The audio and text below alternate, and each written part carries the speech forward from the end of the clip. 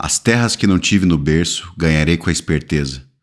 Justo para mim é tudo que vem em minha defesa. Olá, vamos falar um pouquinho sobre o livro O Rei Lear, tá? Isso está dentro do nosso programa dos 100 livros clássicos, se você não viu. Algum desses vídeos vai lá, tem Balzac, tem Tolstói, tem o Como Ler Livros do Mortimer Adler, que vai ajudar a gente a aproveitar melhor este conteúdo, beleza? Vamos lá. O Rei Lear, o que é isso aqui então? Esse aqui é um livro, é uma peça, né, em 5 atos do Shakespeare. Foi escrito ali, publicado ali em 1605, se tem registro, né?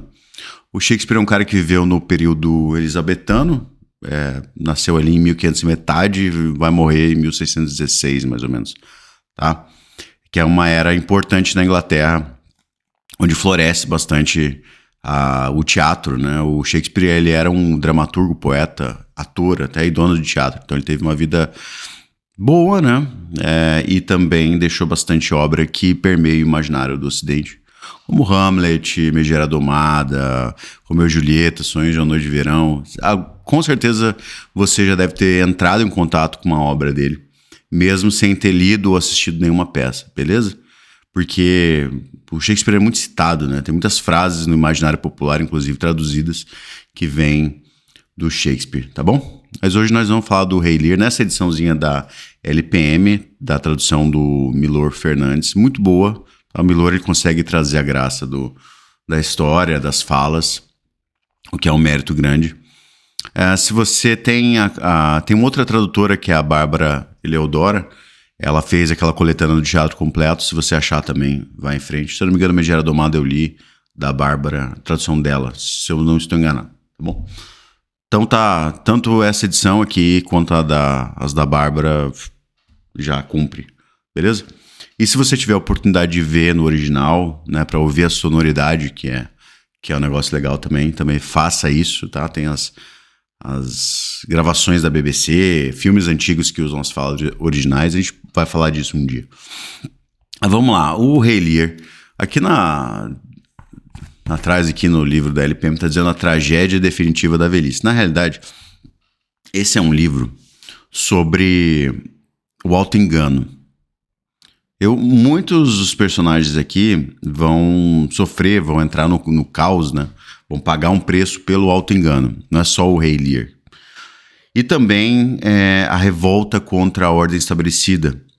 Tem os núcleos de personagem, um núcleo vai se ferrar por causa do auto-engano, e o outro núcleo vai se ferrar por enfrentar a ordem estabelecida ou desmerecer a ordem estabelecida, como no caso das filhas. Bom, então começa... São 5 atos que eu falei. No teatro, isso aqui é uma peça, então você pode ler, não tem problema. Você vai ver as falas dos personagens, não estranhe, tá bom? Que, por exemplo, você tem as falas dos personagens, beleza? Eu não tenho anotado, gente, não é para anotar primeiro, leia o livro sem anotar nada, é porque eu tô fazendo vídeo aqui. Mas você vê que tem as falas, aí tem a descrição das cenas e os atos, tá? As peças são divididas em atos e cenas. O legal até para você ir refletindo o que esse ato quer dizer, o que essa cena quer dizer. Tá? É separadinho para as representações na hora que está sendo feito no teatro mesmo, beleza? Mas você pode ler sem problema, vai aproveitar igual. Então no ato 1, que é a primeira parte, começa com a apresentação de 3 personagens, que é o Lear, o Gloucester e o Kent. Gloucester e Kent são os condes né? Conde de Gloucester, conde de Kent. E o Rei Lear, ele tá querendo se aposentar, já tá de saco cheio da vida de rei. Ele quer se aposentar, ele quer dividir o seu reino em 3 partes, entre as suas 3 filhas. A Goneril, que é a mais velha, a Regana e a Cordelia. E ele faz um concurso para ver quem puxa mais o saco dele, né? Começa muito errado, né? Mas ele quer que as filhas declarem o amor a ele e tal, para ele, né, no discurso, ver quem ama mais. E as 2 filhas, a Cordelia e a Regana, puxam o saco dele, assim, muito bem, de maneira muito competente. E só que a Regana se recusa a Cordelia, que é a mais nova, né? Cordelia até tem esse negócio do coração, né? O tal do cordes, né? A Cordelia representa esse amor verdadeiro, e ela se recusa a puxar o saco do pai. E o pai fica muito puto e deserda a Cordelia. Essas 3 filhas estão para casar, tá? E a Cordelia tem 2 pretendentes. Tem o rei da França e o duque de Borgonha. O duque de Borgonha, quando ela é deserdada, não tem mais dote, ele cai fora, e o rei da França fica com ela, mesmo sem dote, porque ele vê nela uma pessoa verdadeira. E aí, nessa parte, a Cordélia é expulsa e o reino vai ser dividido entre essas duas outras filhas, uma casada com o duque da Cornualha e outra casada com o duque de Albânia, tá? Que é Albany, na verdade, né? Mas aqui vocês vão encontrar como Albânia não é um país, tá? Estamos falando da Inglaterra. Essa história se passa em 7, 8 a.C., mas aí vai ter França, vai ter divisões territoriais que só vão existir mais pra frente. Isso aqui não importa pra esse livro, beleza? Qual época que ele se passa e tal, isso é o menos importante aqui. Tá? Só dando esse aviso pro cara ler não achar estranho. Então vai ter essas estranhezas. Tem esses dois genros, né? Então faça a divisão. E o Kent, que é o conde que eu falei pra vocês, ele tenta intervir defendendo a Cordélia, ele também é expulso. O Kent é um cara leal, já vê nos discursos dele que é um cara leal, que ama também verdadeiramente o rei e serve verdadeiramente o rei. E ele também é expulso. Então já vê que começa mal, né? O rei expulsando gente que tá com ele verdadeiramente. O outro núcleo de personagem, teatro é complicado que fica esse monte de personagem, mas eu vou tentar fazer o mais fechado possível para não confundir, tá bom, gente? Se eu deixar alguma coisa de fora, é para não ter confusão.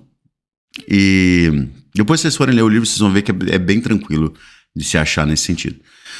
Eu falei do Gloucester, que é outro conde. O Gloucester tem 2 filhos, que é o Edmundo e o Edgar. Esses 2 vão ser importantes, vão ser um núcleo importante, porque deles vai ter a trama do Edmundo. O Edmundo é um bastardo, que é amado igualmente pelo pai, né? Mesmo o irmão sendo legítimo, ele ama os 2. Mas o Edmundo é ambicioso e mau. Ele vai ser o vilão da história, um grande vilão da história, o grande cara desonesto da história. Apesar das filhas estarem competindo bem, né, por esse posto, né? Mas o Edmundo, ele vai ser o cara ruim e ele trama pra fazer o pai acreditar que o filho quer matar ele, que também trama contra o pai depois, pro pai ser colocado fora do jogo e ele assumir como conde de Gloucester, tá? Então vou adiantando que tem essa tramóia surgindo. Então Edgar vai fazendo essa tramóia ao longo da história, então quando eu falar dele, sabe que ele está fazendo vários movimentos, um para derrubar o irmão primeiro, depois para derrubar o pai, tá bom? Então pra gente não confundir no meio da história aqui. Beleza? Voltemos. Então o pai dividiu o reino, as filhas estão lá e é combinado de passar um mês na casa de cada filha, né? Ou seja, ele se despiu do seu poder. Um erro muito crasso, né? Depende da boa vontade agora. É um rei que não tem mais poder. Ele só pede uma escolta de 100 cavaleiros. E mesmo esses 100 cavaleiros, eles vão ter que vai ter que contar com a boa vontade das filhas para ter esses 100 cavaleiros. E então assim, começa tudo muito bem, né? Vai ficar na casa de uma um mês, vai ter os 100 cavaleiros. Mas porque esses 100 cavaleiros, tem que lembrar, esse é um simbolismo importante. Porque a força é o que faz um rei ter potência, ele é ser rei de fato, se projetar como rei, é a força das armas. Então, esse lance dos cavaleiros tem essa simbologia. E quando ele vai perdendo os cavaleiros, né, depois as filhas vão tirando os cavaleiros, é como se elas estivessem castrando ele simbolicamente. Então, isso aqui é um ponto importante. Tá?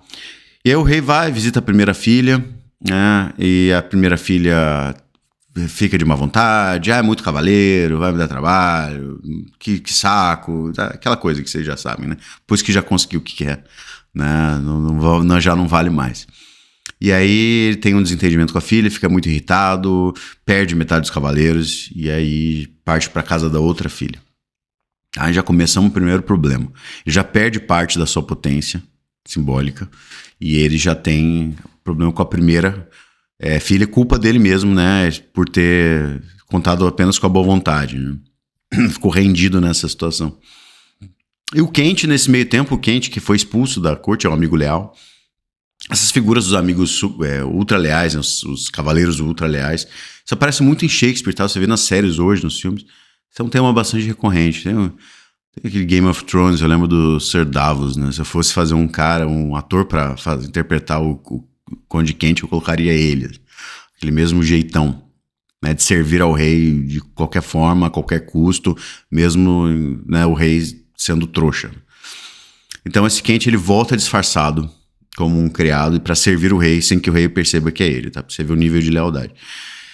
E aí nesse meio de bagunça aparece o Bobo da Corte. O Bobo da Corte surge, é um personagem importante. Que é o Bobo da Corte? É uma figura A gente pode fazer um episódio só falando sobre esses personagens, né? O que eles fazem nessa trama. O da corte é um superego, ele vai falar a verdade pro rei. Vai fazer... As falas são muito boas, tá? Muito engraçadas. E ele vai falar a verdade, vai falar... Ó, rei, você é meio trouxa, né? Tipo, meio trouxa. Eu sou bobo, mas você não é nada. Depois ele fala, né? O rei pergunta, quem sou eu? Ele fala, você é a sombra de Lear, né? Você não é mais aquele, né, o rei mais, né, e tal. Então ele vai ter a função de falar a verdade e de ser muito um ponto de contato entre a plateia e a história, né?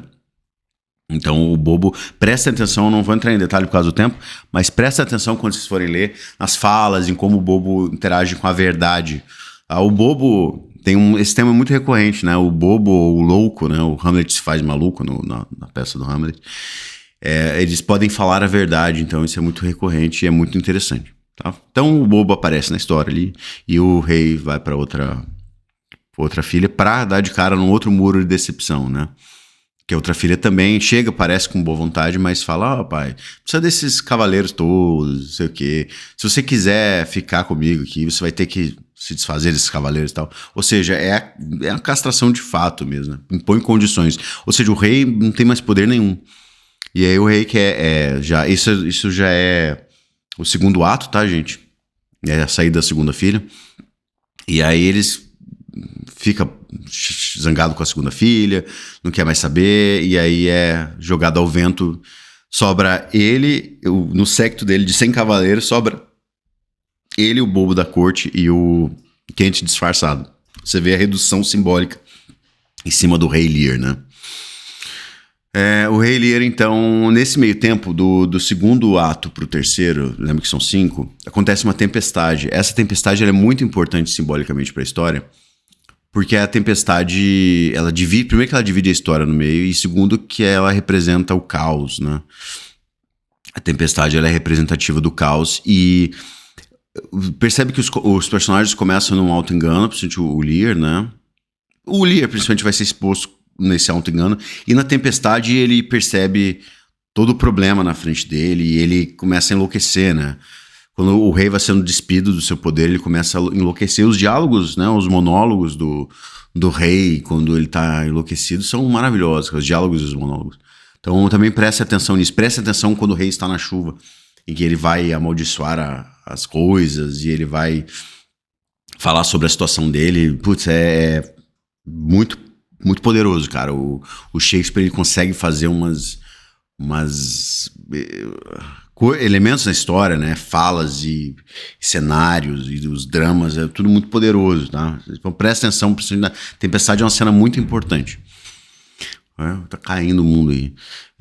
Falando em tempestade, vai começar uma tempestade daqui a pouco. Beleza, tempestade, passou a tempestade, o rei então está enlouquecido. Sobrou só o bobo da corte, o Quente disfarçado. Nesse meio tempo, vamos voltar ao Edgar. O Edgar consegue expulsar o irmão dele, o Edmundo, desculpa, consegue expulsar o irmão dele, o Edgar. Então o Edgar tem que sair fugido, se disfarça de mendigo, isso aqui, todo mundo tá se disfarçando ali. Tá, ninguém se reconhece, tá igual o Clark Kent, bota o óculos, ninguém mais sabe quem é. Então é fantástico isso, tá? Mas é expansão de descrença, gente, compra a ideia. Mas é maravilhoso, ninguém se reconhece, isso também até tem uma questão simbólica, né, de não reconhecer o outro naquele ponto da história. Mas o Edgar vira o Tom O'Badlon, né? Que é tipo um mendigo, né? Uma coisa popular ali. E ele sai vagando também, tá?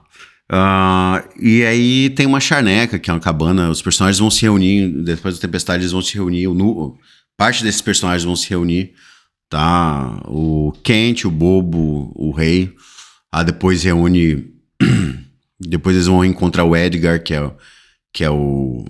tá disfarçado de Tom, né? E aí esses personagens se reúnem. E aí quem entra em cena é o Gloucester, né? Que é esse conde que eu falei pra vocês. Que é o pai do Edgar e do Edmundo. E ele percebe todo esse problema e ele vai intervir, tá? Pra levar o rei em segurança pra Dover, né? Agora, essa é uma informação importante. Os franceses, a filha, na Cordélia, recebe a carta que o pai está em perigo, está numa situação precária, e aí o exército francês vem em apoio, né, para o resgate do rei, né, salvar o rei daquela situação. Isso acontece no meio da história. Quem mandou a carta? Nós vamos descobrir depois.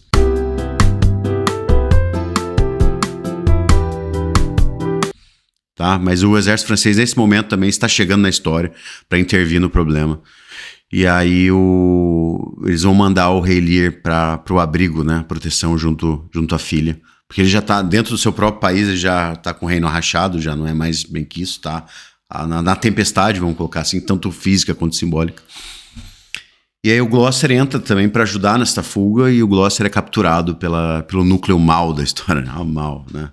Mas o núcleo mal das irmãs, né? E aí o Gloucester é torturado, né? E ele percebe, o Duque da Cornualha e a esposa, né, que é uma das filhas do Lear, torturam ele, arrancam os 2 olhos. E aí quando o Gloucester ele é cegado completamente, aí que ele enxerga que não era o Edgar que estava tramando um golpe contra ele, era o Edmundo. Então você vê que tem um simbolismo, né? Arrancou, quando a partir do momento que ele fica cego, ele começa a enxergar de verdade, né?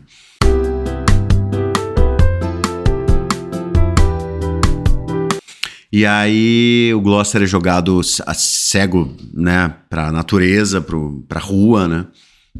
E aí ele encontra o filho novamente, o Edgar disfarçado, ele não reconhece o filho. E nesse meio tempo o Duque da Cornualha morre também, mas isso aí, não vamos entrar nisso aí pra não confundir. Um dos soldados mata ele porque ele não vê aquela tortura, aquela maldade, aquela matando ele. Mas não vamos entrar em detalhe. Enfim, eles jogam o Gloucester cego na rua e o Edgar reencontra o pai cego e guia o pai cego. E o pai fala pra ele, né, expressa o desejo de morrer e quer se atirar do penhasco. E o Edgar engana ele, faz ele cair do seu próprio corpo, né, à frente. E aí convence o pai, né? Não convence, mas faz o pai ficar vivo mais um tempo. Beleza? É uma cena muito bonita, tá? Presta atenção nesse diálogo quando o Edgar reencontra o pai, as falas, né? Essa vontade do Gloucester de morrer por causa do seu auto-engano. É muito, muito poderoso, assim. Tá, então tá lá o rei Lear indo pra Dover pra fugir, né? E tá lá sendo guiado. Tá lá o seu séquito, né? O Bobo e tal. E ele chega em Dover, ele reencontra a Cordélia. Ele pede perdão à Cordélia, né? Ele realmente enxerga que a Cordélia amava ele de fato. Muito bonita a cena também, tá? E aí você vê que o Lear, é uma coisa importante, que o Lear, ele começa um velho muito besta, né? Com esse concursinho de puxa-saquismo, e ele termina o livro, depois a gente vai ver o final, mas ele termina a peça muito, muito grande, assim. Tá, muito grande, porque ele começa a tomar consciência real da situação, ele tira o véu que ele tinha de engano contra, né, não só das filhas, mas com relação à força dele, o poder real dele, né, isso é um tema muito interessante. Aí o Bobo vai interpelar ele sobre essa questão da honestidade consigo mesmo, é bem, bem bacana. Mas ele encontra a filha, né, já não deixou de amar ele, tá, aquela coisa toda. E aí tem a batalha. Enquanto isso, as filhas pirangueiras do Lear estão disputando o amor do canalha do Edgar, do Edmundo. Então ainda tem mais essa, né? Ainda vai ter mais essa trama das duas. Uma é casada, né? Agora é viúva, né? Que o Cornualha morreu. E o Duque da Albânia, a esposa ainda também tá interessada no Edmundo. Esse Albânia, ele some um pouco na história, depois ele vai reaparecer, esse Duque. Porque parece que eles são meio ausentes, né? O Cornualha é um cara mau, assim, vendo a cena de tortura. Mas o Albany, você vê que ele é um cara honrado, ele vai se mostrar honrado. Mas ele comanda as tropas britânicas contra os franceses. Ele deixa muito claro que ele faz isso por dever, né? Porque a França está invadindo, e não porque ele gosta da situação, que ele começa a perceber que o negócio não cheira bem. E aí tem a batalha, tá? A batalha, nesse meio tempo, as irmãs estão tramando com o Edmundo pra... Um monte de coisa, cara. Um monte de piranguice, tá certo? Uma quer casar com o Edmundo, deixar a irmã de escanteio, um monte de coisa. As duas vão ficar nessa tensão aí. Vocês vão ver por que isso é importante na história. Tem a batalha, os franceses perdem, né, a batalha. E a Cordélia e o Rei Lear são capturados nessa derrota. Quem comanda a batalha é o Edmundo, o bastardo, que agora é o conde de Gloucester, né? Que usurpou do pai e do irmão. Tá? Então Edmundo vence, e o Edmundo ele dá ordens, trama com uma das irmãs, né? Pra matar, pra executar a Cordélia e o Lear. A Cordélia enforcada pra parecer que ela se matou, né? E aí, nesse meio tempo, com a Cordélia e o Lear capturados, lembra que é o núcleo, né? As irmãs representando a Inglaterra, né? Esses reinos que era do Lear e a França com a Cordélia. A França é derrotada, a Cordélia é capturada com o Lear. Tá? E o Albany, ele derrotou os franceses, ele tava lá na batalha, mas ele tá vendo que o negócio não tá cheirando bem. E aí ele vê que ele descobre esse plano do Edmundo, né? Das traições, tudo, e ele fala publicamente se alguém quer desafiar o Edmundo, e surge o Edgar disfarçado e derrota o irmão na batalha e depois se revela. Tá? Cenas muito famosas que acontecem em séries hoje, né? O cara se revela, eu sou o fulano, depois que ele derrota o inimigo. Acontece isso. Aqui é uma cena bem legal. Tá? E o Edmundo derrotado no último lapso de remorso, conta esse plano de executar né, a Cordélia, e aí eles tentam salvar, só que não dá tempo, né? A Cordélia ela é morta. E aí já é o final do livro. Até o Albany manda prender, uma das outras se mata, manda prender a mulher. Então, enfim, o Albany ele também intervém na situação, né? Mas o importante é que no final o Lear tá bem debilitado e triste, né? Com a perda da Cordélia, que ele viu realmente que amava ele verdadeiramente. E termina com o sacrifício simbólico da Cordélia, né, que vai restabelecer a ordem que foi tornada caos pela divisão do reino e pela ambição do bastardo Edmundo. Né, o Edgar volta a assumir, né, a sua posição como nobre, então as coisas meio que se ajeitam, mais no final o Lear morre. Né, e é uma cena bem dramática, né? É um drama, né, cara? Então é um final bem pesado, né? Ele fala aqui, né? A minha pobre bobinha foi enforcada. Não tem mais vida. Porque um cão, um cavalo, um rato tem vida e tu já não respiras. Nunca mais voltarás, nunca. Por favor, desabotonhe aqui. Muito obrigado, senhor. Está vendo isso? Olhem seus lábios, olhem ali. E aí ele morre, né? Então é isso, cara. Rei Lear começa cobrando um amor superficial e percebe depois, né, do caos o quanto ele foi enganado. O Rei Lear é uma peça muito importante. Óbvio que eu tô fazendo um sumário. Leiam, cara, isso aqui. Ela tem um valor pessoal assim, pra mim tem um valor pessoal grande, porque foi a primeira peça clássica que eu li, primeira obra clássica que eu li que me fez ver que cultura é um negócio muito legal, assim, depois que eu descobri, isso aqui ensina sobre a vida, isso aqui não é pra você ficar tomando vinhos, vamos discutir Shakespeare aqui, não é isso. O Shakespeare, ele te fala sobre a essência da vida, sobre a essência da existência e tal. E esse tema aqui do auto-engano, e da rebelião contra a ordem, ele é um tema muito profundo da humanidade. Isso aqui é atemporal. Você vai ver um Rei Lear daqui a 1000 anos acontecendo, né, em outras circunstâncias.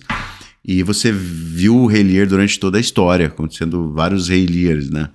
Então, você quer aprender sobre a vida, Shakespeare é muito importante. E começamos com o nosso Rei Lear. Pretendo fazer outros vídeos, tá? Discutindo o Rei Lear, discutindo esse simbolismo. Aqui foi só para falar um pouquinho sobre o livro e contar a história, por conta do nosso tempo. A promessa foi 25 minutos. Mas é isso, gente, tá? Leiam. Isso aqui é maravilhoso. Vocês vão lembrar dessa história pro resto da vida. Os personagens são inesquecíveis. Cara, isso aqui, eu guardo isso aqui no coração desde a primeira vez que eu li. Então, Shakespeare, cada história é sensacional. Vale muito ler. Bom, então eu vou ficar elogiando aqui, senão eu vou ficar rasgando seda um tempão. Gente, obrigado a você que ficou até aqui. Mandem mensagem, fiquem bem, um forte abraço e até mais.